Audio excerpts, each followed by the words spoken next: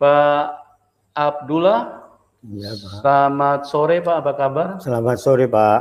Ya, gimana kabarnya Pak? Kabarnya luar biasa, Pak. Haleluya. Ya, Bapak saya lihat usia sudah tidak muda lagi, ya, Pak. Tapi semangat kayak tidak kalah dengan anak-anak muda nih. Iya Pak. Iya. Ya. Bisa cerita kenapa Pak? Karena Bapak rajin olahraga apa karena ada Tuhan Yesus Pak? Ya, semua itu ya dari Tuhan. Kalau saya ya sudah berserah dengan Tuhan, jadi kekuatan itu bukan dari manusia, tapi kekuatan tetap dari Tuhan. Amin. Kalau memang saya itu nggak ada kekuatan dari Tuhan, sudah nggak bisa apa-apa. Iya, tapi kan iya. Saya andalkan memang kekuatan dari Tuhan. Haleluya. Ya. Ya, teman-teman, Bapak ini sudah usia kepala 7, ya, tapi semangatnya bisa diadu dengan anak-anak muda. Ya, itulah karena kebaikan Tuhan ya, karena kasih Tuhan yang luar biasa. Sudah 70 ke atas Bapak ini. Ya.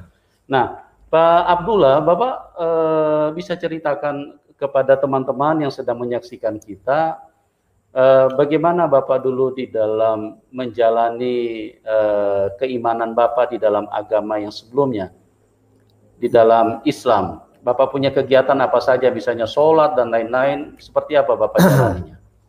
Kalau memang maka saya bisa menjadi pemuda Ansor itu kan sholat ya tekun, ada ketekunan. Lah itu ngajar anak kecil-kecil ngaji Quran itu, kitab Quran itu. Ngajar Quran? Ya, ngaji anak kecil-kecil itu Pak. Terus? Ya itu, jadi anak kecil sampai remaja apa anak kecil? Sampai remaja. Sampai remaja. Ya. Oke. Terus Pak?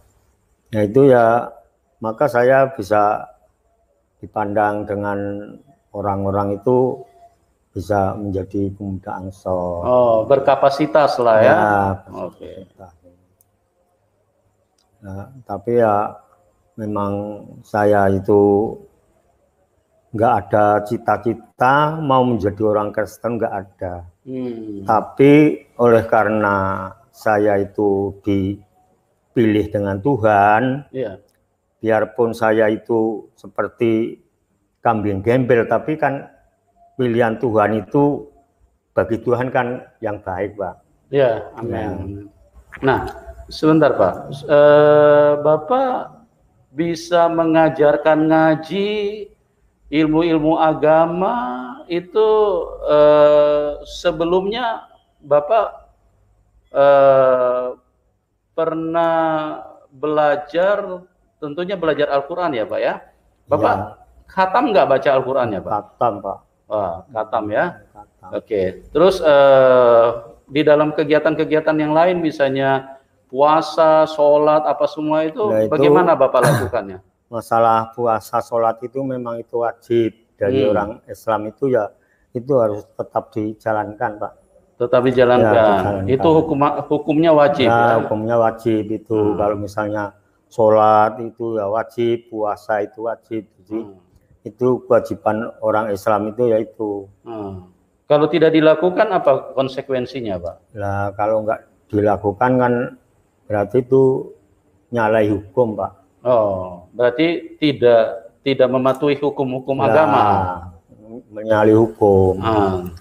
Maka kalau memang menjadi orang Islam harus ya jalan lakunya itu harus seperti orang Islam. Jadi hukum itu harus dipatuhi ya, syariat-syariat itu ya? Syariat-syariat itu.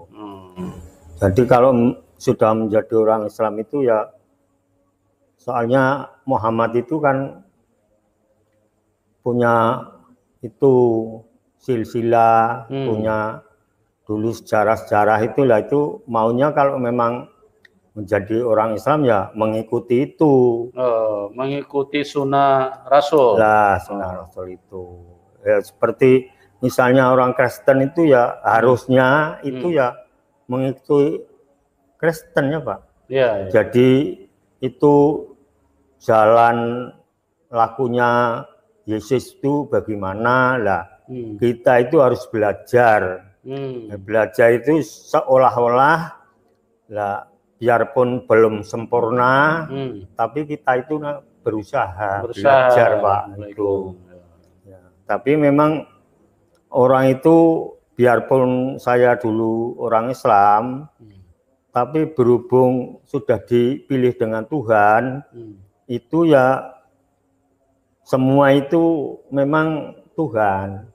Jadi kalau manusia itu tinggal ikut sih Pak. Ya.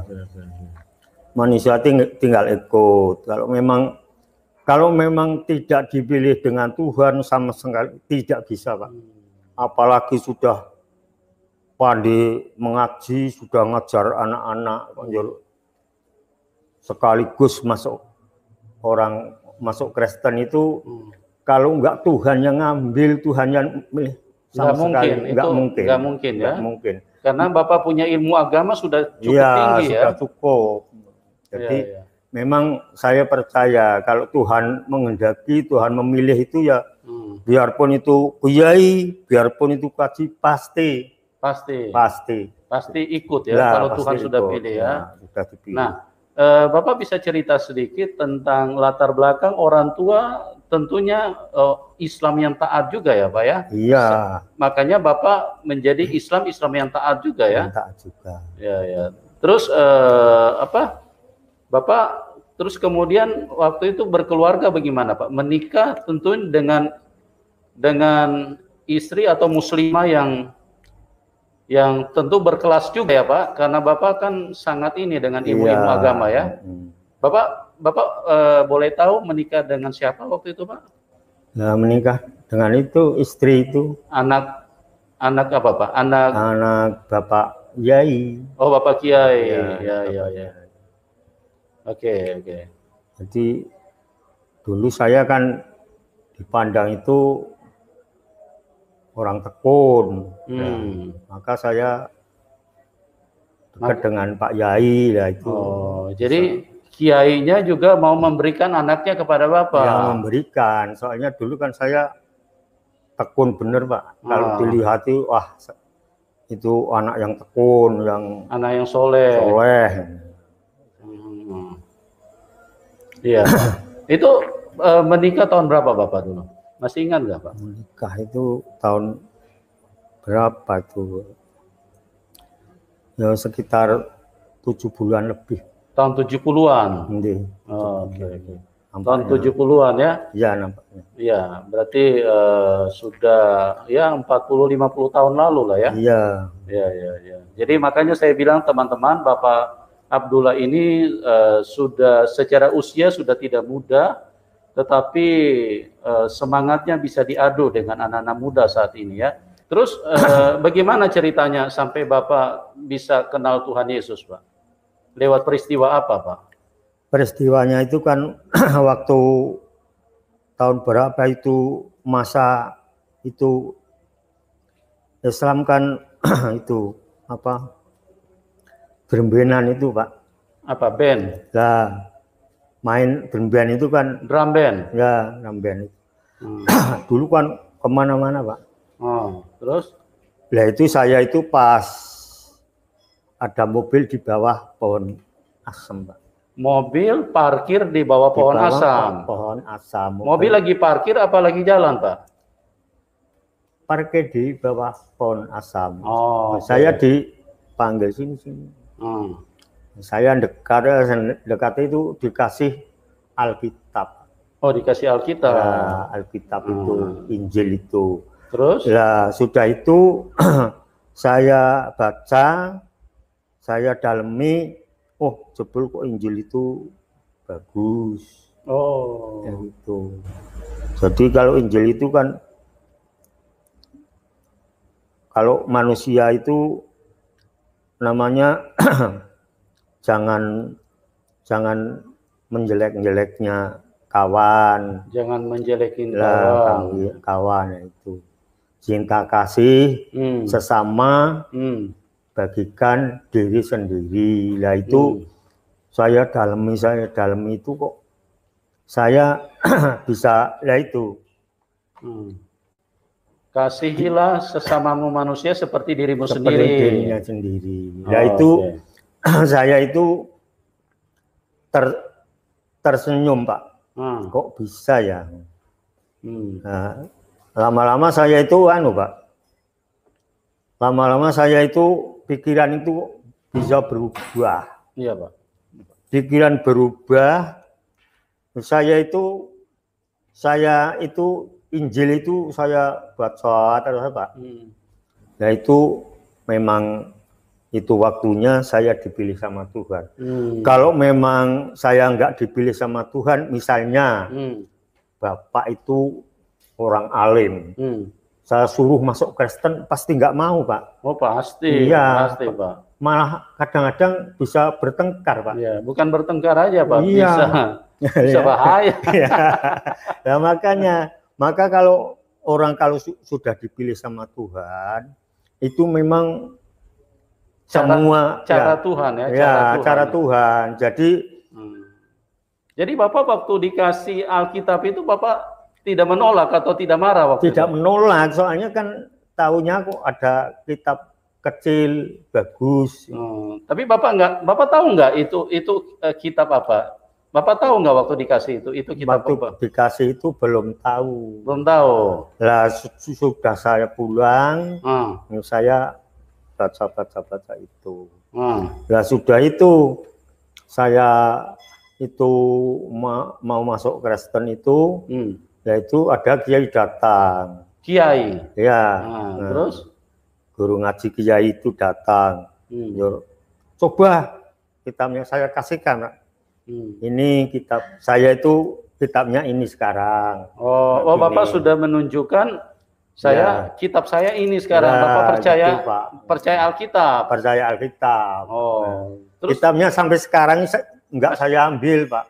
Oh Bapak kasih sama dia? Iya kasih sama dia. Terus reaksi kiainya apa Pak waktu itu Bapak tunjukin Alkitab itu? Lah kiainya itu ya dulunya itu ya itu bisa menjadi gara-gara sampai itu ada demo itu. Demo itu pemuda bukan ratusan Pak, hampir ribuan, penuh desa saya itu penuh. Oh, berarti zaman tahun 70-an sudah ada demo juga ya Pak? Iya. Cuma tidak berjilid-jilid? Iya. Oh, gitu ya. Soalnya kan dari kiai-kiai berkumpul. Kenapa pemuda bisa masuk Kristen? Ya itu ngadakan. Jadi itu. Bapak disidang? Bukan disidang. Ya maunya mau digerebek ya Pak. Mau digerebek? Tapi saya kan dilindungi sama itu Pak Budi Santoso dari Kendal itu Kodam. Kodam. Kodam. Saya terus diambil bawa di Kendal. Di kampung saya Geger itu kan orang yang ikut saya itu semua ditanya, kamu masuk Kristen, siapa yang nyuruh? Yang nyuruh Abdullah atau siapa? Saya masuk Kristen itu kehendak sendiri, karepe kula piyambak ngoten kali. Oh jadi ceritanya Bapak setelah percaya Tuhan Yesus, Bapak menginjil gitu. Bapak cerita ke teman-teman. Iya, teman-teman yang ikut itu, Pak. Oh. Nah, teman-teman Islam semua itu ikut itu. Yang tergabung di Pemuda Ansor atau pokoknya teman-teman aja atau yang bergabung di Pemuda Ansor? Bukan yang tergabung di Pemuda Ansor, pokoknya ya pemuda-pemuda yang berteman sama Bapak. Ya, pokoknya ya orang sudah agak dewasa itu kan. Saya masuk Kristen itu Bapak injili, Bapak ceritakan tentang Tuhan Yesus. Saya ceritakan. Memang Tuhan Yesus itu baik. Terus? Jadi kalau orang Kristen itu nantinya kalau memang benar-benar ikut Yesus, bukannya di neraka, tapi kan di surga. Tuhan Yesus itu ada di surga. Amin. Jadi orang-orang itu, ya itu. Saya masuk sebagai berikut kan ada surat Pak. Saya bikin surat. nama saya mau masuk agama Kristen. Lah bawahnya sebagai berikut. Ya. Si A, si B di bawahnya. Oh, di bawah si A, si B, C, D. Ya itu ada tanda tangan semua. Cuma ditanyai dulu karena diajak sama Pak Abdullah atau kemauan sendiri? Iya. Untungnya itu kan dia kemauan sendiri. Oh, untungnya mereka jawab kemauan sendiri. Kalau memang dia itu bukan kemauan sendiri, saya yang nyuruh. Saya penjara, Pak. Oh, waktu itu pasti di penjara. Oh, dianggap pengkristenisasian. Ya, Oke. Berarti kan. Jadi ada berapa orang yang Bapak injili waktu itu? Dulu itu ya sekitar 20 lebih, Pak. Dulu. 20 itu tahun 70-an saja sudah 20 lebih ya? Iya. Ya, luar biasa ya. Pak Abdullah ini telah berkarya yang sangat kita angkat topi ya, kita angkat jempol buat beliau ya. Beliau ini sudah memenangkan sangat banyak orang untuk datang kepada Tuhan Yesus. Ya. Bukan supaya agama Kristen bertambah banyak, itu sama sekali tidak penting. Bergantinya agama hanya membuat banyak pekerjaan di dalam administrasi negara, ketika kependudukan, itu tidak penting. Tapi orang yang percaya kepada Tuhan Yesus itulah yang terpenting. Karena apa? Karena manusia bisa masuk kerajaan surga.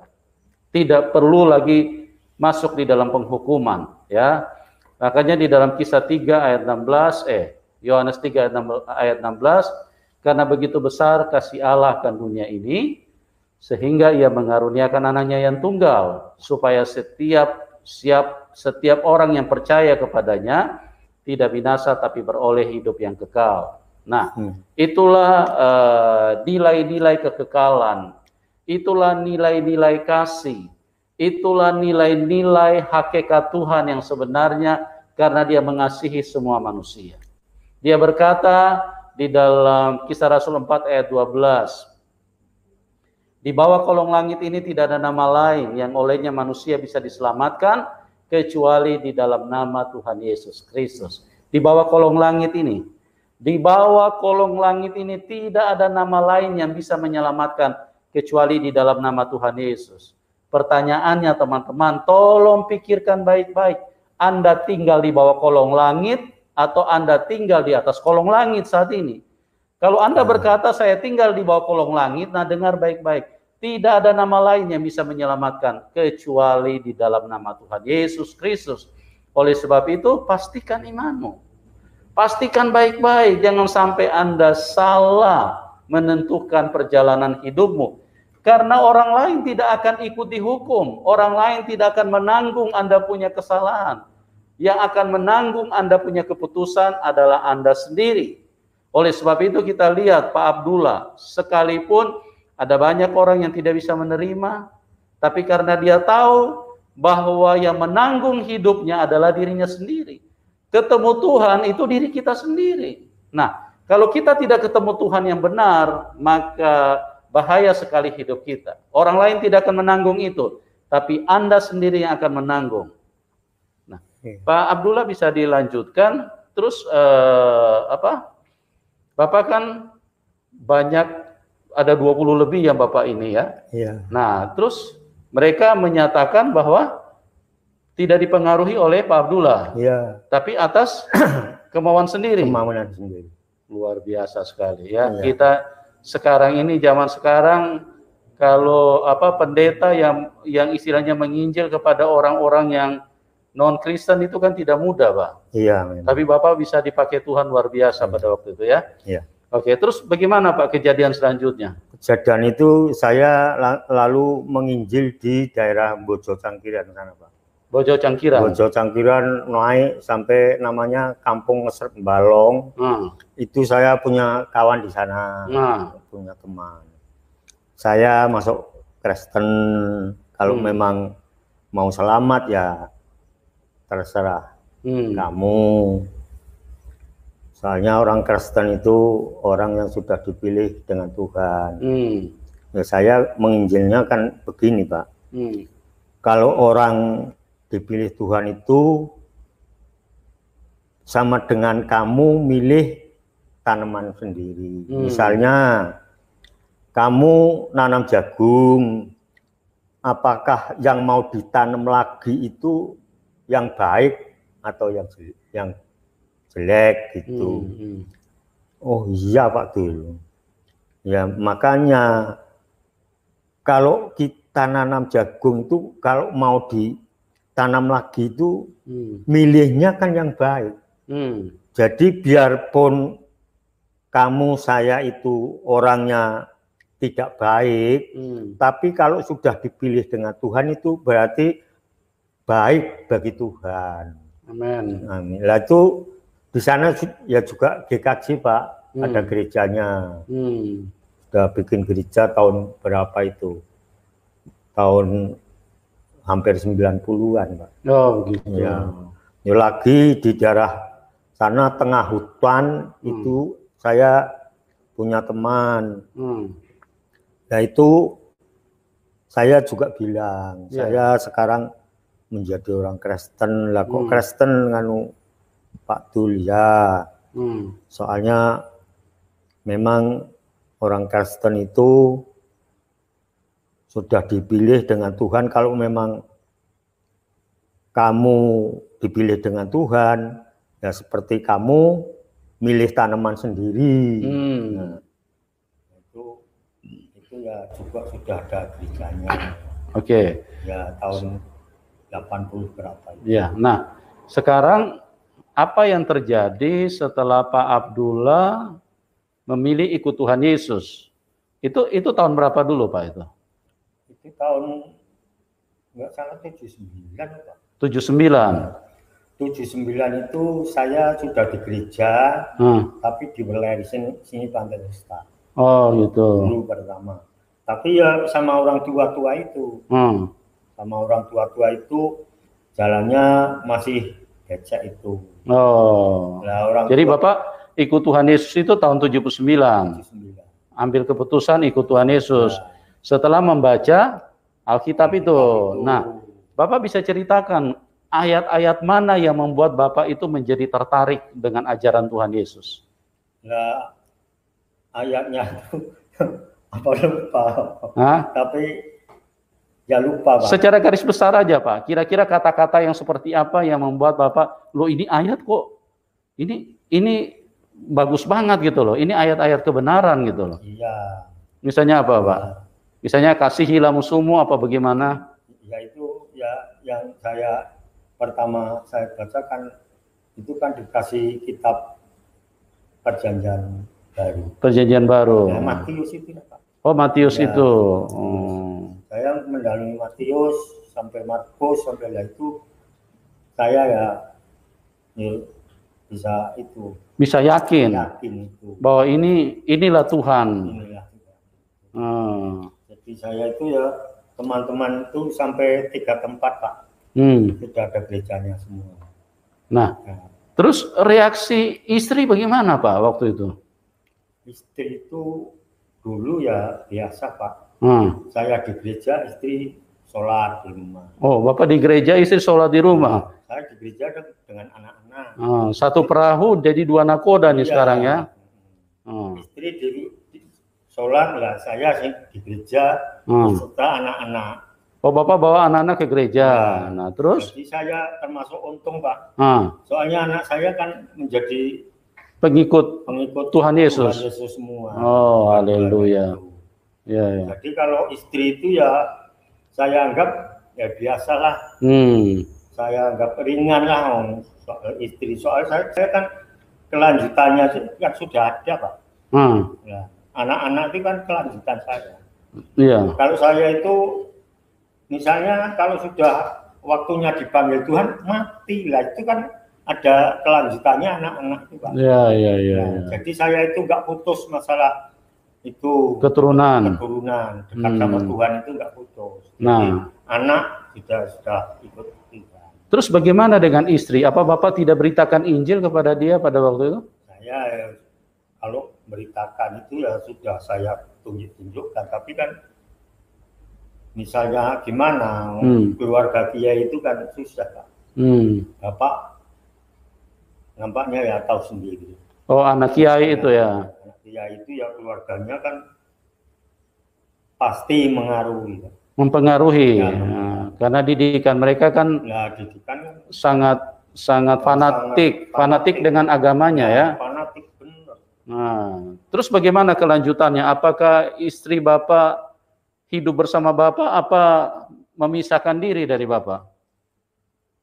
Dulu ya masih kumpul. Masih kumpul sama-sama. Sama-sama, tapi lama-lama ini ya saya sudah enggak kalau memang enggak mau menjadi orang Kristen, keluarga enggak boleh ikutlah keluarga. Oh, Bapak tidak memaksa ya, Bapak memberikan kebebasan kepada istri begitu. Ya. Kalau misalnya tidak mau ikut Tuhan Yesus, kalau mau ikut keluarga ya silakan. Soalnya itu kan semua dari keluarga, Pak. Oh, pengaruh dari keluarga. Tapi pada dasarnya istri memang juga tidak mau atau mau? Tidak mau, Pak. Memang istri juga tidak mau. Kalau dulunya itu ya bilangnya mau, Pak. Awalnya bilang mau. Ya, cuma sudah lama-lama itu malah tidak mau. Tidak mau, itu saudara-saudara, Pak. Oh, mempengaruhi begitu ya. Jadi Bapak berarti berpisah sama istri begitu? Iya. Berpisah. Itu dari tahun berapa Pak Bapak berpisah? Oh, belum lama. Sekitar 3 tahun. Hah? Sekitar 3 tahunan. 3 tahunan, ya. Jadi berarti belum terlalu lama ya berpisah sama istri? Oh. Tapi kan saya anak yang di Kudus itu, yang bidan itu sering datang ngasih uang untuk kebutuhan dia. Jadi Bapak nggak usah kerja, pokoknya saya bantu, cukupi kebutuhan. Oh, puji Tuhan, luar biasa ya. Misalnya saya masih itu bantu itu saudara-saudara, kawan-kawan itu ya biasa. Ngangkul ya biasa, kerja apa saja. Iya. Tapi kalau dari anak saya, maunya nggak boleh, sudah tua sekarang istirahat. Masalah kebutuhan saya cukupi, ya. Pokoknya ya kalau datang ya. Mungkin agak keras dikit Pak, biar kedengaran Pak di ini. Suaranya agak besar dikit Pak. Kurang besar.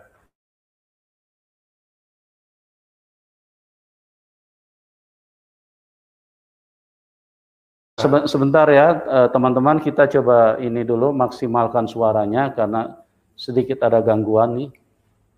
Ya. Coba sebentar ya Pak, maaf.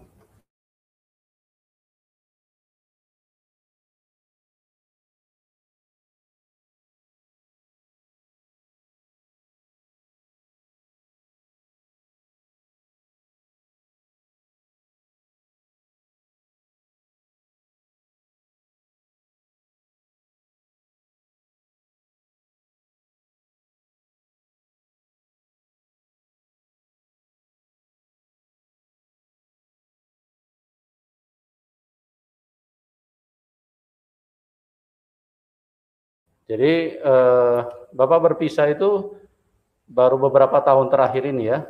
Sekitar 3 tahunan Pak. Sudah 3 tahun. 3 tahun ya. Jadi berpisah, istri tidak pernah balik-balik, tidak pernah telepon-telepon Bapak apa bagaimana? Enggak pernah. Enggak pernah? Enggak pernah. Padahal usia juga sudah, istilahnya sudah tidak muda lagi ya? Tidak muda lagi, tapi ya karena demi agama. Demi agama, dapat pengaruh dengan saudara, ya biar itu kan nanti kan apa-apa dengan saudara. Iya, kalau saya sudah lepas dari hubungan, sudah lepas. Ya, padahal ketemu Tuhan nanti sendiri-sendiri ya? Ya sendiri-sendiri, sama kan saya ketemu Tuhan kan sama anak-anak Pak. Ya. Kalau dia ketemu Tuhan kan sendiri. Iya. Iya. Maka anak saya itu ya tidak berani misalnya merintah ibu dipanggil lagi, enggak ada berani. Oh, anak-anak tidak memerintah berani supaya panggil ibu lagi. Iya. Jadi anak-anak bagaimana anak-anak reaksi mereka? Mendukung saya. Oh, mendukung Bapak. Mendukung saya semua anak-anak. Karena memang mereka percaya Tuhan Yesus. Percaya gitu. Tuhan Yesus. Luar biasa ya, berarti anak-anak Bapak juga memang dipilih Tuhan. Ya. Ya, karena memang teman-teman ikut Tuhan Yesus itu bukan karena kita yang mau. Yohanes 15 ayat 16 mengatakan, bukan kamu yang memilih aku, tapi aku yang memilih kamu. Ya. Jadi kita ikut Tuhan Yesus itu bukan karena kita yang mau pilih Tuhan. Tidak ada manusia yang memilih Tuhan. Sejak dari Taman Eden, manusia itu memilih iblis. Tuhan Yesus berkata, jangan kamu makan buah itu, karena kalau kamu makan buah itu, kamu akan mati. Tapi apa yang dilakukan manusia? Manusia makan buah itu. Artinya manusia tidak memilih Tuhan. Manusia memilih setan.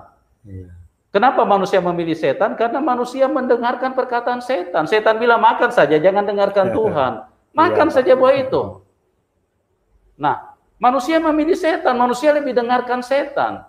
Makanya sampai saat ini teman-teman, kalau Anda tidak dipilih Tuhan Yesus, sekalipun orang menginjil sampai puluhan ribu ada di depan saudara, Anda tidak mungkin bisa percaya karena Anda bukan orang pilihan Tuhan.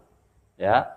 Tetapi kami terus berdoa, biarlah kemurahan Tuhan itu bisa terjadi kepada banyak orang, siapapun yang akan dipilih Tuhan, supaya Anda semua bisa diselamatkan. Dan tugas kami adalah terus menceritakan Injil kebenaran, menceritakan Injil kebaikan Tuhan. Terlepas dari Anda adalah orang pilihan, itu semuanya hanya Tuhan yang tahu. Ya. Tapi kalau kami tidak beritakan Injil, sebentar nanti kalian bisa berdalil, kami tidak pernah dengar Injil, tidak ada hamba Tuhan yang bicara. Tidak ada kami pernah dengar bahwa satu-satunya yang bisa menyelamatkan itu Tuhan Yesus. Nah, kalau pada kesempatan ini kami sudah beritahu, tapi Anda tetap tidak percaya, nah resikonya kalau Anda masuk neraka, itu karena dosamu sendiri. Kami tidak bersalah apapun kepada Tuhan. Kami sudah ceritakan kebaikan Tuhan. 1 Korintus 12 ayat 3. Tidak ada seorang pun yang bisa mengaku bahwa Yesus adalah Tuhan kecuali oleh Roh Kudus. Oleh sebab itu kalau Roh Kudus menyentuh seseorang, maka kita akan menjadi percaya kepada Tuhan Yesus. Tapi kalau Roh Kudus tidak menyentuh Anda, maka mohon maaf, Anda berarti disentuh oleh roh kegelapan. Ya, itulah yang membuat Anda tidak akan pernah percaya kepada Tuhan Yesus. Oke Pak, Bapak Abdullah bisa ceritakan tantangan-tantangan apa saja yang Bapak alami setelah Bapak percaya Tuhan Yesus? Yaitu tadi kan tantangan dari apa itu? Dari demo, terus tantangan dari yang lain-lain, tantangannya seperti apa Pak? Nah, waktu itu ya nggak ada orang yang namanya senang dengan saya, semuanya benci semua Pak. Tidak ada orang yang senang, semua pada benci. Benci semua. Karena kebencian karena Bapak percaya Tuhan Yesus. Percaya Tuhan Yesus. Oh. Tapi biarpun bagaimana lah, itu sudah saya katakan. Kalau manusia itu kalau sudah dipilih dengan Tuhan, biarpun ada apa saja itu kan sudah biasa Pak. Jadi saya kan duluan itu. Ya. Namanya kalau ada Pak Yai sakit saya datang. Kalau Pak Kiai sakit, ya. Bapak tunjukkan kasih Tuhan ya, kepada mereka. Bapak misalnya ada Pak Yai sakit, saya datang ngasih jajan, ngasih amplop, ya bentuk sekadar. Nah itu sampai sekarang itu Bapak Yainya sudah meninggal itu sekarang anaknya itu nyambungnya baik Pak.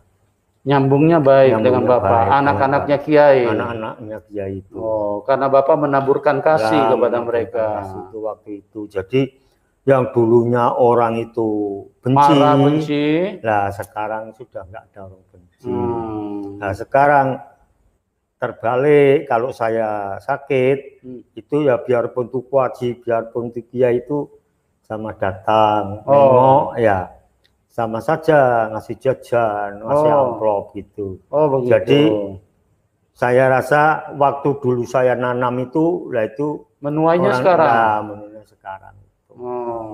Jadi sekarang misalnya ya bukan kaji, bukan kiai itu ya sudahan Pak. Sudah biasa. Ada majelis apa ya saya tetap diundang. Oh gitu. Ada misalnya walimah kampung masjid sana, kaum saya juga diundang Pak. Oh Bapak juga diundang. Ya, diundang. Jadi toleransi. Jadi saya nggak nolak, soalnya memang kalau ditolak nanti kan nggak baik. Oke. Jadi waktu tantangan setelah Bapak terima Tuhan Yesus itu ada nggak Pak sampai mengarah ke penganiayaan Bapak? Lah ada Pak. Ada juga. Maka orang itu sama yang benci sama saya itu ya nggak mau dibunuh Pak. Oh gitu ya. Sama orang-orang itu Pak. Bapak dianiaya banyak orang apa satu orang apa? Lah kalau dianiaya itu enggak Pak. Tapi kan ancaman itu. Oh ancaman. Oh aniaya secara ini ya, secara mental ya. Mental. Diancam. Ada, tapi kan sesudah ada ancaman itu saya kan itu namanya saya kan mengalah, tapi lah itu yang yang itu keras ya itu kok pas nuju sakit saya datang. Berapa hari sakit Pak Yai misalnya. Sudah 2 hari. Saya ke jajan, saya kasih ini untuk beli Pak obat. Nah itu saya seperti itu terus Pak. Terus menerus lah itu sampai sekarang itu nggak ada orang yang namanya ngucilkan saya, nggak ada. Maka kadang-kadang Pak Kaji saya itu misalnya kampung saya itu mau ada hajatan itu saya dipanggil dulu. Ada hajatan, ada mau mantu apa-apa itu saya kadang panggil dulu Pak. Oh Bapak diundang lebih dulu? Ya panggil lebih dulu. Diminta itu maksudnya minta iguhnya itu. Ya. Saya diundang ya pokoknya saya minta itu Bapak yang ada itu reko lah itu Bapak yang Jadi seperti itu. Nah sekarang itu nggak ada orang yang namanya benci, nggak ada, sudah seperti saudara semua. Karena Bapak istilahnya memberikan hal-hal yang positif buat mereka ya. Bapak istilahnya tidak dendam atau tidak? Ya nggak ada dendam. Kalau yang dendam itu dikasih jajan sama amplop itu kadang-kadang hilang dendamnya. Soalnya manusia Pak. Iya.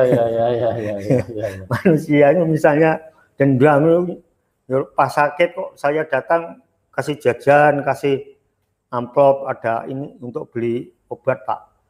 Pasti hilang dendamnya. Manusia soalnya.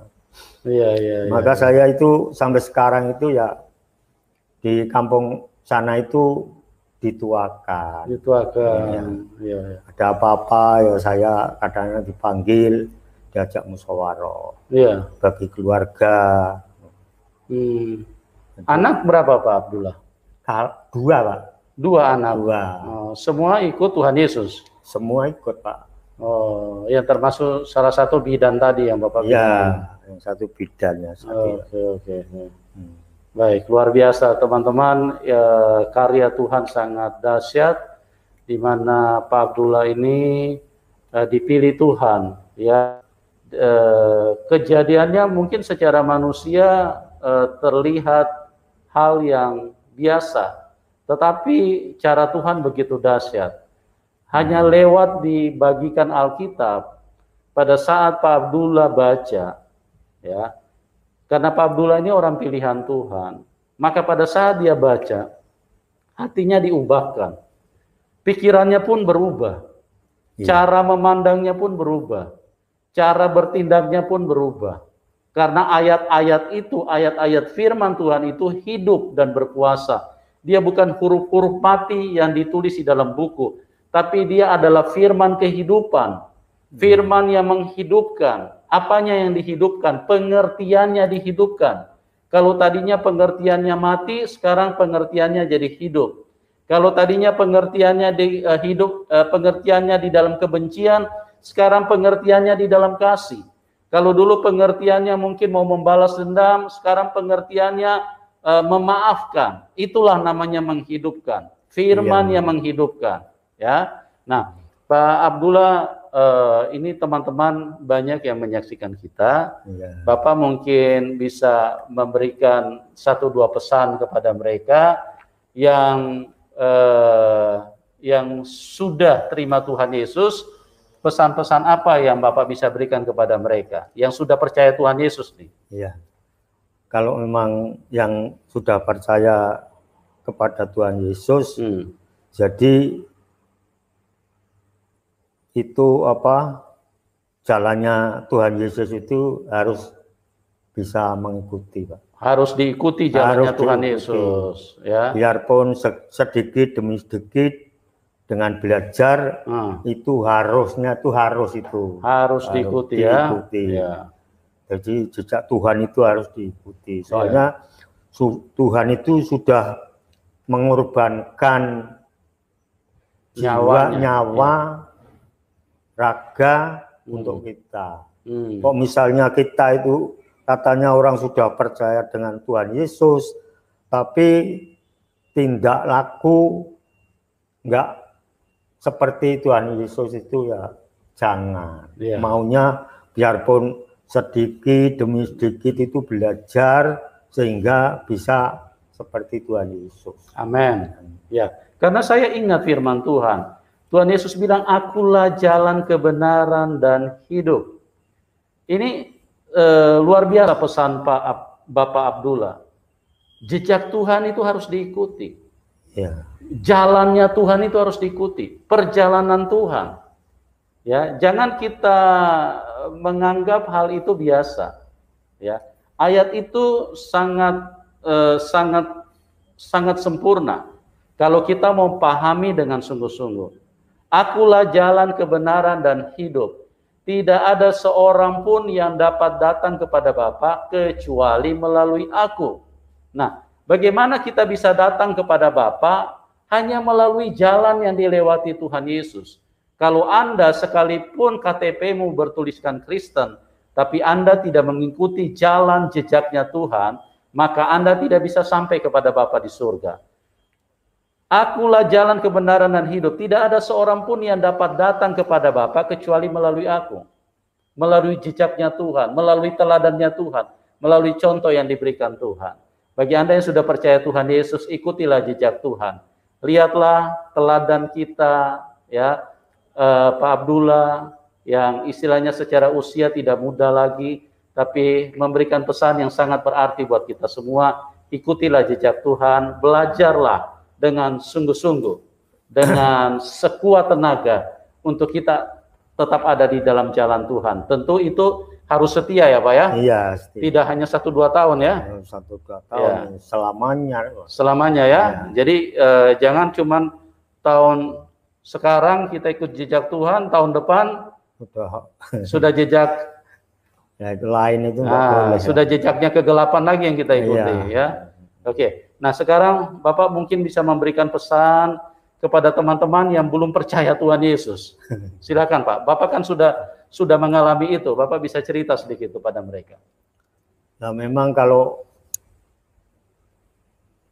orang sudah menjadi orang Kristen, tapi kok tidak mengikuti jejak Yesus, itu kan berarti dia itu masih Pak, ikut setan Pak. Betul sekali. Tetap ikut setan. Betul. Ya. Kalau memang sudah menjadi orang Kristen, biarpun itu 1 ayat atau 2 ayat itu tiap hari itu harusnya itu ya membaca Alkitab. Amin. Nah, kalau memang nggak mau membaca Alkitab, itu bagaimana kita mau jejaknya sama Tuhan. Betul. Bagaimana kita bisa paham ya? Enggak paham ya Pak. Maka ya itu, jangan meninggalkan baca Alkitab. Biarpun sedikit, waktunya kerja ya paling-paling 1 menit saja cukup untuk baca. Ya, doa, jangan sampai meninggalkan doa. Soalnya kekuatan manusia itu dari doa. Amin. Doa Tuhan ngijabahi doanya itu kan semua itu mudah Pak. Amin. Amin. Ya. Jadi segala sesuatu itu semua kalau memang sudah percaya dengan Tuhan, ya itu semua itu harus diserahkan dengan Tuhan. Amin. Haleluya. Jadi jangan sampai kok sudah menjadi orang Kristen kok cetil ngasih sama orang nggak mau, nah itu namanya kan kurang baik. Orang Kristen itu kan bagikan garam, Pak. Garam, ya. Garam dan terang. Bagikan lampu. Nah, lampu itu kan biarpun bawahnya itu gelap, tapi kan lingkungan kan perlu diterangi ya. Lingkungan terang. Nah itu. Ya. Maka menjadi orang Kristen jangan pelit. Ya. Harusnya ya berbagi dengan sesama. Ya. Janganlah milih kalau mau ngasih dengan orang Kristen, nggak usah. Pokoknya siapa saja yang menggunakan, siapa saja yang kekurangan, kita wajib bantu. Amin. Haleluya. Ya. Bantu sekadar apa saja pokoknya. Ya, sebisa yang kita bisa lakukan. Iya. Oke. Pak, kalau yang belum percaya Tuhan Yesus nih, yang belum terima Tuhan Yesus, Bapak bisa memberikan pesan buat mereka, Pak. Sedikit aja, Pak. Pesan apa yang Bapak mau sampaikan supaya mereka juga bisa masuk ke surga, Pak? Sampaikan, Pak, pesan. Nah, bisa masuk surga ya itu kalau enggak ikut jejak Yesus enggak bisa, Pak. Jadi harus percaya Tuhan Yesus. Harus percaya, harus mengikuti. Amin. Jadi harga mati ya. Harga mati. Oke, teman-teman, bagi Anda yang belum percaya Tuhan Yesus, kami mengasihi siapapun. Ya, mungkin Anda berkata, kami benci kepada kalian, kami tidak suka. Apa yang kalian sedang bicarakan kami tidak suka. Bagi kami itu tidak penting. Kami tetap mengasihi Anda. Kami tetap sayang kepada siapapun Anda yang sedang menyaksikan. Ya, apapun latar belakang Anda, bukan hanya untuk orang Kristen. Anda ateis, Anda menyembah batu, Anda juga tidak menyembah Tuhan. Kami mengasihi Anda semua. Ya, sebelum terlambat, hanya Tuhan Yesus yang bisa bawa kita ke surga. Oleh sebab itu, doa kami buat Anda semua, kiranya kasih karunia Tuhan, kemurahan Tuhan turun di dalam kehidupan semuanya kita. Pak Abdullah, terima kasih kesaksian yang sangat luar biasa. Bapak sudah banyak sekali memenangkan jiwa bagi Tuhan Yesus. Amin. Bapak dipakai Tuhan secara luar biasa. Doa kami buat Bapak ya. Ya, tetap semangat Pak. Semangat Pak. Sekalipun banyak tantangan, tekanan, bahkan mungkin sekarang istri sudah tidak pulang-pulang nih. Ya, nggak apa-apa Pak. Ya, yang penting Tuhan Yesus tetap setia. Saya pokoknya sama Tuhan Yesus. Amin. Haleluya. Oke teman-teman, kita akhiri dulu sampai di sini. Kita cukupkan dulu sampai di sini. Dan doa kami buat Anda semua. Kita akan berjumpa di program selanjutnya. Tuhan Yesus memberkati kita semua. Salam kemenangan buat kita semua. Amin.